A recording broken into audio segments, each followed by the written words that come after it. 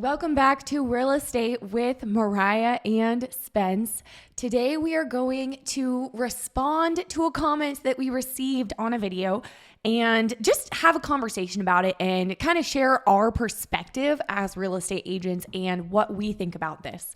So the comment was that, let me see, where is it here? You're delusional if you think it's a good idea to buy a house right now. The interest rates are a little bit higher. So I have just a couple different points here to go off of just from my experiences. And of course, I want to hear Spencer's perspective on this and have him weigh in as well on what he thinks. And we'll see where this show goes. And before we really get started, though, this is a loaded question. There's a lot to this simple. It's one statement. You're delusional if you really think buying right now in this market is a good idea with these interest rates. And that is a loaded question. And, you know, I don't disagree personally 100%, but I also don't agree 100%. The reality is I'm dealing with a lot of buyers, and what I have to say to them is, what do you feel comfortable in their mortgage? And that is what everybody is kind of working around when we are talking to our clients is, what's comfortable? What price range keeps you comfortable? It's almost like buying a car, but not really, you know, because we all need to know our payment. And that's my whole comparison is what home really best fits you based off the payment you're wanting to make per month. Some people only want to be like 15-20% of their income as their monthly payment. Some people are more comfortable having a higher payment because they understand the value in home ownership and being able to purchase, settle for 2 years, then resell it maybe later on.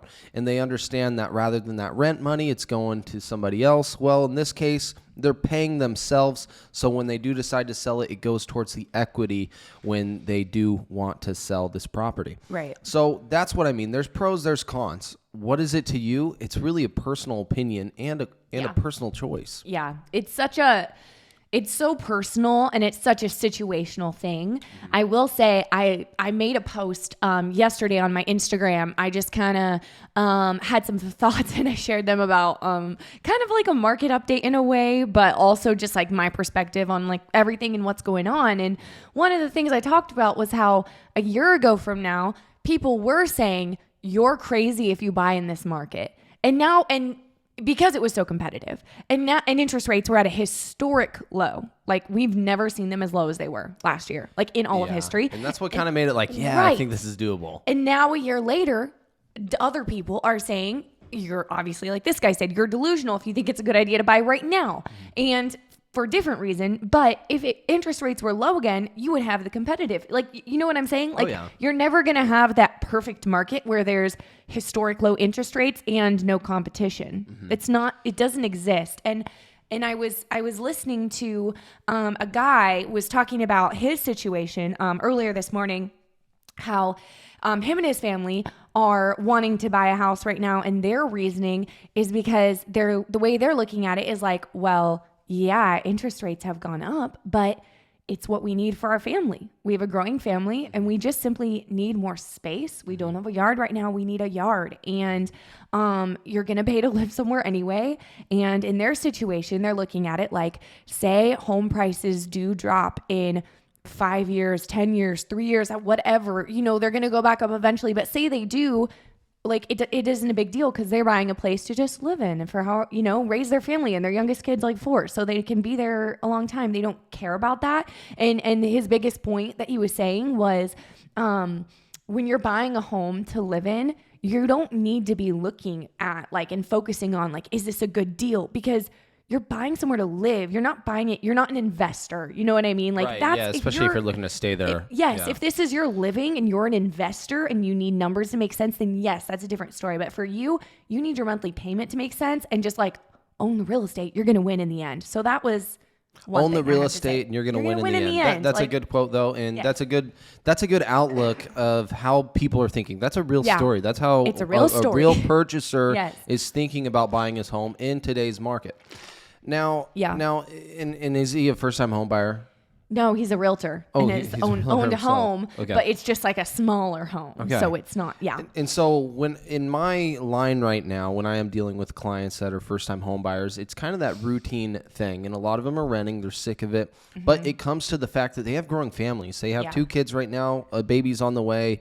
Their current rental, honestly, it's a dump. They're not getting good service with their landlord. And they're paying all this money, yet they're not happy there.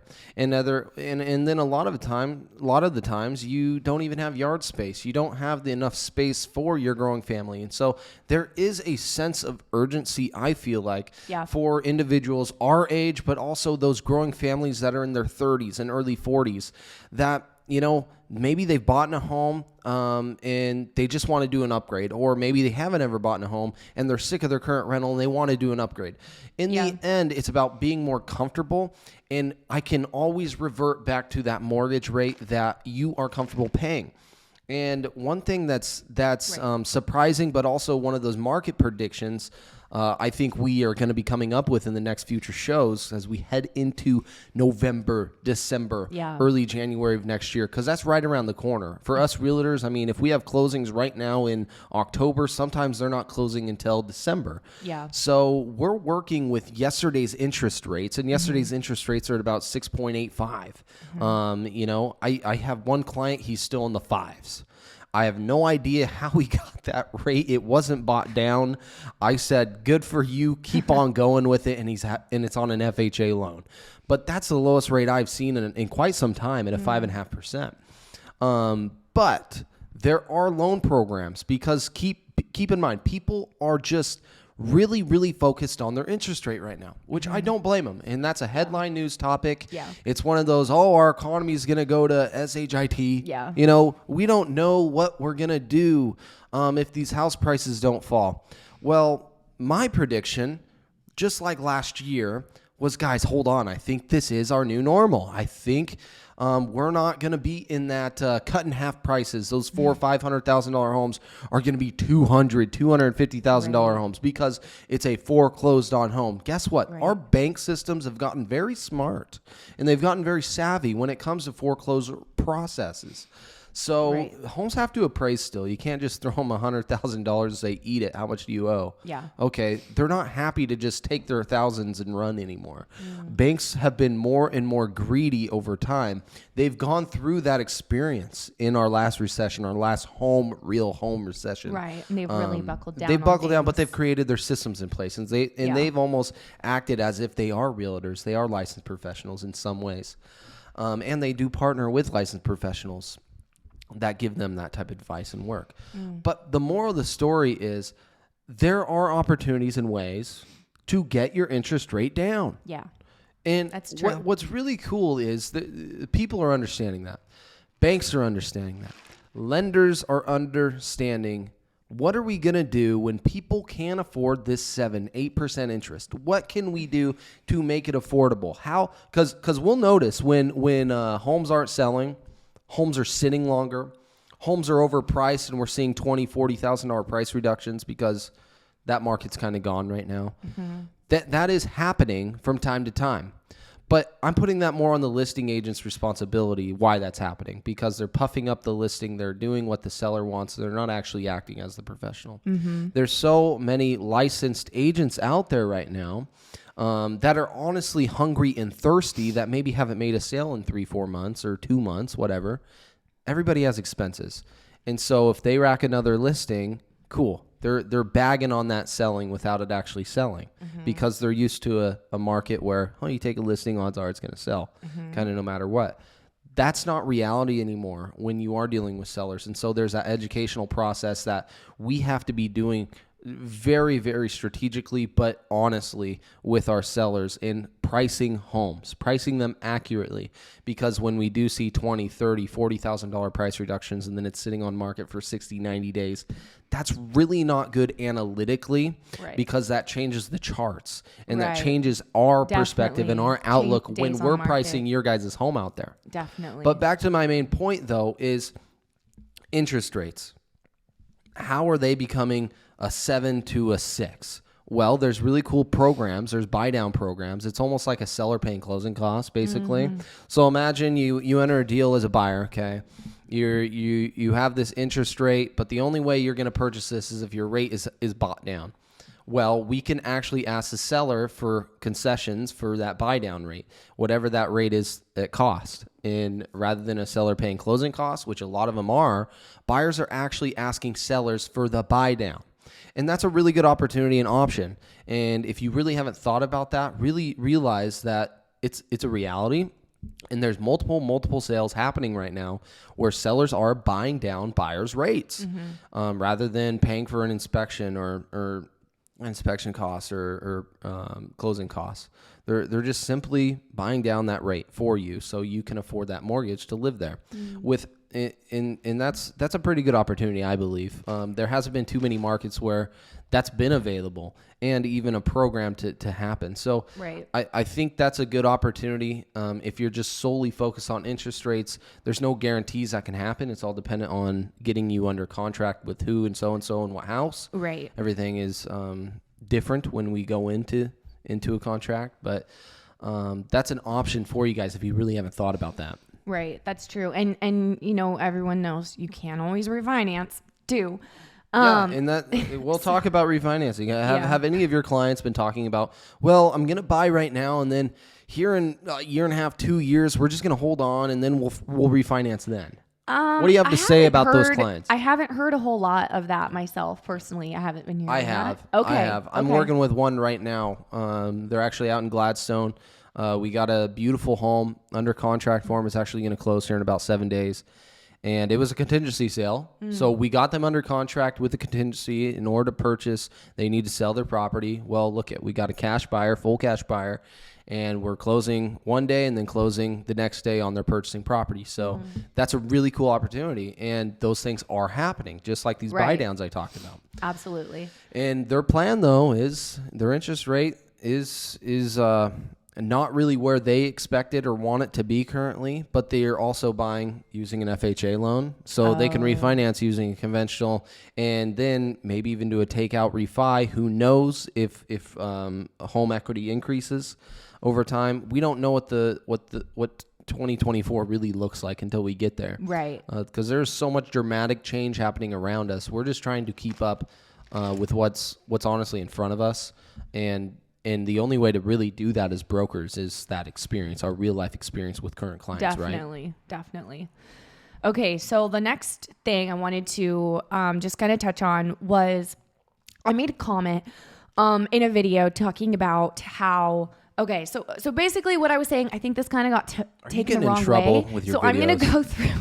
Why are we talking so much about your videos? I'm going to wheel back. Well, no, because this is the point that I made, and I'm just going to go back and kind of talk about where I was going with this. Okay, so basically, I'm talked about how we've sold homes, like me and you, over the last few years for many home sellers who purchased their home in the 80s, but it's not even just in the 80s because interest rates were much higher at many different points in history. But I just use the 80s for example because we've had a lot of sellers. Their homes were, 1980s homes. They purchased the home then, 20% interest rate. People were probably saying you're crazy to buy right now. 16, 18%, and then everyone's saying, well, they're buying it's much different buying $100,000 house at 20% than now. But the first thing is you have to keep in consideration is inflation. Everything is higher now. We aren't paid the same as you were in the 80s. Like, it's not the same world. So obviously home prices were lower. But secondly, I wasn't even really talking about that. My whole point was to say, if they would have rented that whole time because of interest rates, they wouldn't have been able to walk away with anything when they sold. So that was the whole point of saying that is we sold their homes, recently, like the last few years, we've worked with many sellers like this and they made a massive profit that regardless of their interest rate, you know what I mean? Like they wouldn't have ever made anything. And so that's where I'm like, what, if you're going to live there, then why does it matter? Like, why is it that big of a deal? If you're going to live there long-term, you always know, like, you're going to win if you hold on to that real estate. A lot of these people were there for such a long time that there's no way they can lose. Yeah. And that's my big, well, there's always these stories too that we hear, man, if I was your age, I would do this all over again. I would do this. I would do that. Yeah. And what's cool is we're somewhat doing what I've had a lot of advice people wish they did, and we're living it, and we got into the housing market when we were 19 years old and freshly married, and it just, what I have noticed, and this is just my personal, this is business aside, this is just us personally in our family life, is real estate is really a nice backbone to have for a cushion, a savings account, that stock market that everybody invests in, or your 401k. If you're unemployed and work off a 1099 and not W-2, those are easy but also nice methods to use as a savings account, and also your retirement fund. There's a reason why you reach a certain age, and I've talked to many, you could call them investors, but they're just simple people, normal people that have bought in rentals over the years, and they collect. They would buy them on a carry contract for 5 years, then pay it off, but they held on to them until they were in their 60s, 70s. And there's multiple, many people in that same scenario, but it's hard to do. It's very hard to do, especially now. It's a little bit different. Especially with how much things have appreciated. You hold on to a house for 3 years, the way the market's been, and you're like, oh my gosh, I made that much because they appreciated an insane amount. It's hard to almost not sell. It's hard because you see whatever it's called, the shiny object syndrome or whatever, and you're like, quick win or easy, quick win versus like the slow and steady long-term payoff. But holding, I definitely, want to hold something. I've just heard so many good things about the holding, but then you look at the rental laws and there's pros and cons, but then as a tenant, Oregon's laws have just, they're for you, but also against you because landlords, they're raising rent like crazy. Yeah, and that's another thing I wanted to talk about. Okay, let's get to that one. I don't want to keep talking on it then. So the last thing that I really wanted to touch on for this comment that was, you're delusional if you think it's a good idea to buy right now with interest rates going up a little, is the fact that if you are renting, you're paying 100% interest. Right. Okay? It's all, like I've said before, you're going to pay to live somewhere anyway. So why wouldn't you, even if it means you had to take, say you could afford to rent a 5-bedroom house, but you can't afford that to purchase a 5-bedroom house. I would way rather just take the cut and live in a much, much smaller home and be owning it, if that makes sense, and building your own equity versus renting. But so average rent, I did a little bit of research. There is not much available for rent. I understand when people say that they had to live somewhere, like the area of town they didn't want to live in because they literally could not find a rental, because there is nothing. It's less and we're less. So low on rentals, especially houses. Obviously we're seeing a lot more apartments coming up in Salem, which is awesome. But if you're wanting to rent a house, that's what I was really looking for. Okay. So for a 3-bed, 2-bath home, outdated, decent neighborhood, not the best, not the worst, about $2,700 a month is kind of what you're looking at. 3-bed, 2-bath. Yes. Kind of older outdated, home, older. Not updated or anything. 2,700. 2,700. Was this here in South Salem? South? In South Salem, but not a desirable, great neighborhood. And I'm guilty. I never really look over a rental. So that's the thing is the interest rates are high, but it's all about your monthly payment. So can we get you in a home where you're paying less than $2,700 a month for your mortgage? We probably can, even with these interest rates. So why don't we do that? That's my opinion, and no, that's a strong opinion. I have a strong opinion about that. And just because, like I said, because I've seen so many home sellers buy the home in the 80s or the early 2000s or whenever with a very, very, very horribly high interest rate and still walk away making so much money, or buy it at a bad time when prices were super high and everyone's saying don't buy, and still be thankful that they did and walk away with it being a win, where I'm like, you're going to pay to live somewhere. If the plan is to live there long term, if it's not, then maybe that's a different story. If you're like, There's scenarios. If you're like, I'm in this town for 1 year, 2 years, I can only live here that long, and when I move, I don't want to keep it as a rental, I want to sell it, I don't want to hold on to it, then maybe your situation's different, but that's not the majority of people. So that's my thoughts. All right, now our audience. I want to speak directly to you guys. You've been sitting here listening to the show. I don't know how many minutes, probably going on 20 maybe.